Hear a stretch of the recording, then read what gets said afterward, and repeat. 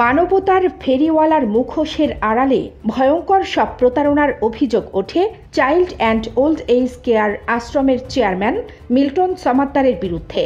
আর এসব অভিযোগ তদন্ত করতে প্রতারণাসহ বিভিন্ন অভিযোগে বুধবার রাতে মিরপুর থেকে তাকে গ্রেপ্তার করে ডিবি। এদিকে child and old age care নামে একটি আশ্রয় কেন্দ্রের প্রতিষ্ঠাতা মিল্টন সমাদ্দারের বিরুদ্ধে ওঠা অভিযোগগুলো ভয়ঙ্কর বলে মন্তব্য করেছেন ঢাকা মহানগর পুলিশের অতিরিক্ত কমিশনার মোহাম্মদ হারুনুর রশিদ। ঢাকার মিরপুরে child and old age care নামে একটি আশ্রয় কেন্দ্র প্রতিষ্ঠা করেন মিল্টন সমাদ্দার।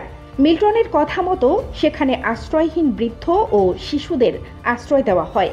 সম্প্রতি সাভারে জমি কিনে আশ্রয় কেন্দ্রের স্থায়ী নিবাস বানানো হয়েছে বলে তিনি জানিয়েছেন।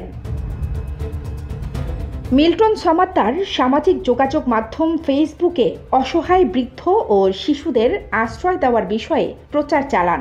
এ সংক্রান্ত ভিডিও প্রচার করেন। ফেসবুকে তার ফলোয়ার 1,60,00,000 মানুষ। কিছুদিন ধরে মিল্টনের বিরুদ্ধে বিভিন্ন ধরনের প্রতারণার অভিযোগে মিডিয়ায় প্রচারিত হয়। মিল্টন ফেসবুকে ভিডিও দিয়ে এসব অভিযোগ অস্বীকার করে আসছেন। এরই মধ্যে তার সঙ্গে কাজ করা কয়েকজন মিল্টনের বিরুদ্ধে প্রতারণার অভিযোগ আনেন। মিল্টন সমাদ্দারের দুটি আশ্রয় কেন্দ্র রয়েছে। একটি আশ্রয় কেন্দ্র মিরপুরে এবং অন্যটি সাভারে। তার আশ্রয় কেন্দ্রে অসহায় শিশু ও বৃদ্ধদের আশ্রয় ও চিকিৎসা দেওয়ার জন্য নিয়ে আসা হতো। সোশ্যাল মিডিয়ায় প্রকাশের পর ভাইরাল হওয়া ভিডিওতে তিনি স্বীকার করেন আশ্রয় কেন্দ্রে অপারেশন থিয়েটার আছে।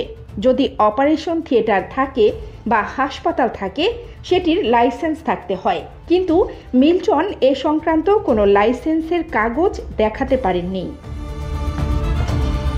মিল্টন সমাদ্দারের বাড়ি বরিশালের উজিরপুরে। জানা গেছে বাবাকে পেটানোর পর এলাকাবাসী তাকে এলাকা ছাড়া করে। তারপর শাহবাগে এসে একটি ফার্মেসিতে কাজ নেন।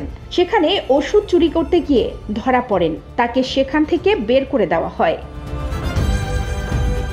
ফার্মেসিতে কাজ করার সময় মিঠু হালদার নামে এক নার্সের সঙ্গে তার পরিচয় হয়। পরে চাকরি চলে যাবার পর সেই নার্সকে বিয়ে করেন। এরপর স্ত্রী মিঠুকে নিয়ে মিরপুরে child and old age care নামে একটি আশ্রয় কেন্দ্র নির্মাণ করেন। কানেস ফাতেমা নিপা, খবর সংযোগ।